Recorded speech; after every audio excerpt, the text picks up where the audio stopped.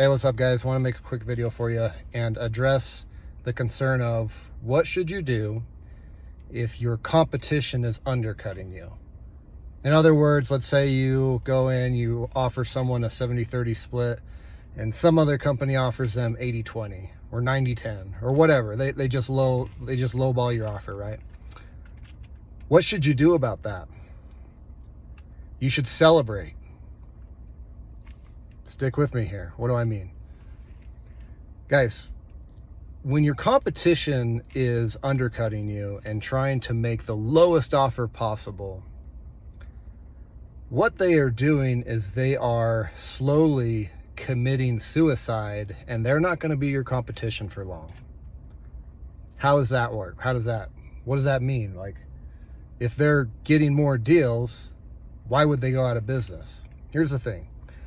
If a company is charging the lowest amount possible, after they pay their expenses and after they pay themselves, guess what happens? They have nothing left over for the business, which means they cannot develop their business. They cannot hire people. They cannot reinvest to market to people. They're basically stuck on this cogwheel of offering the cheapest price, but then not being able to invest in people or systems for their business to be able to grow. And they get stuck in the rat race of running their own business as maybe a one-man show or a two-man show. And ultimately what ends up happening is they say, this is not worth the effort. The reward is not worth the work that I'm putting in. And they will shut their own business down. They will quit.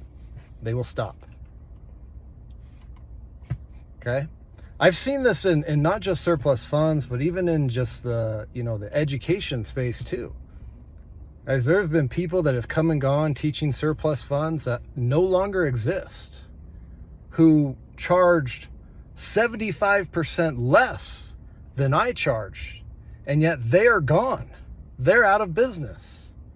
Okay, and so it's not just surplus funds.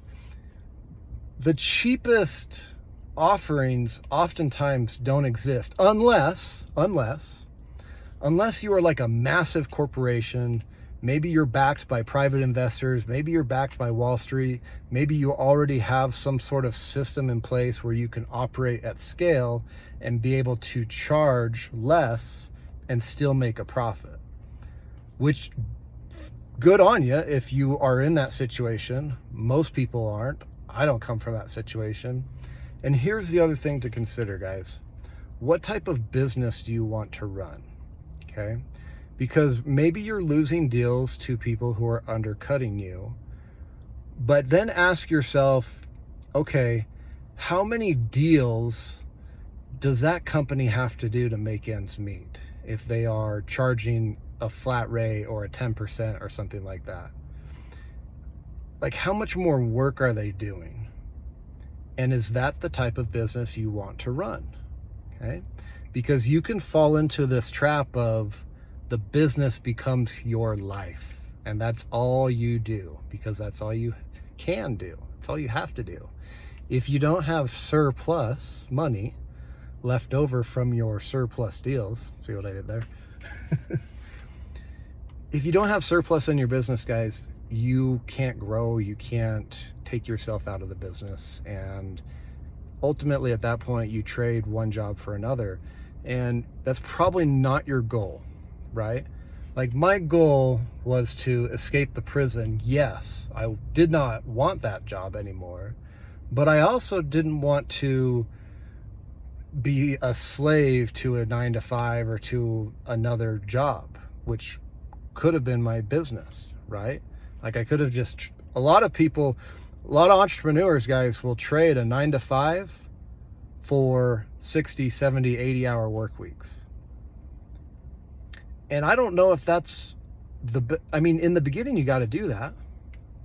But if you get stuck in that rat race, you would have been better off not leaving the 9-to-5 at all. So the point I'm trying to make here is, what problem are you trying to solve for?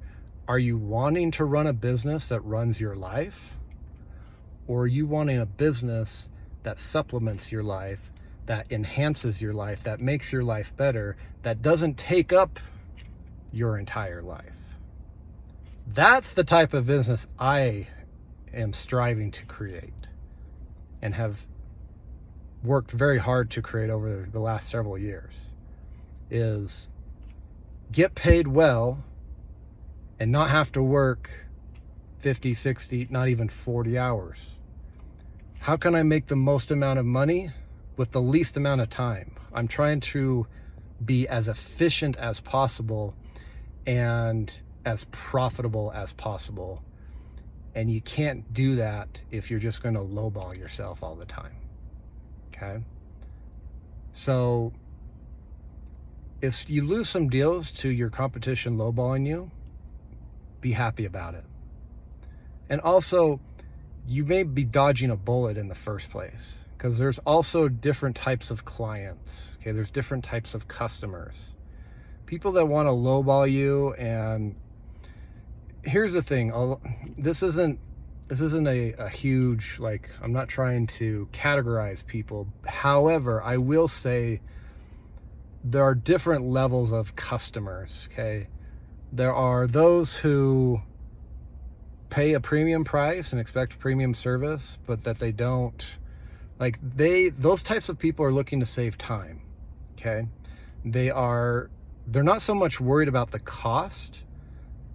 They're more worried about how much time is this going to take me if I do this myself, and how much time am I going to save if I hire this company to do this job for me. Those types of clients are really awesome. Okay, they just let you do your thing for the most part. The ones that are most worried about cost and price, oftentimes are also the most demanding. They want to pay the least amount of money, but they expect the most.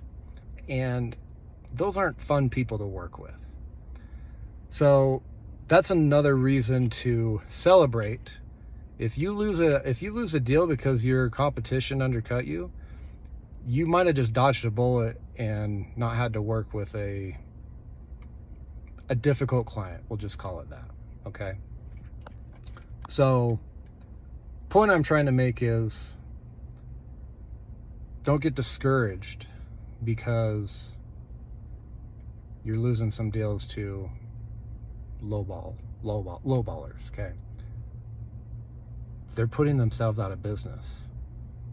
They just don't know it yet.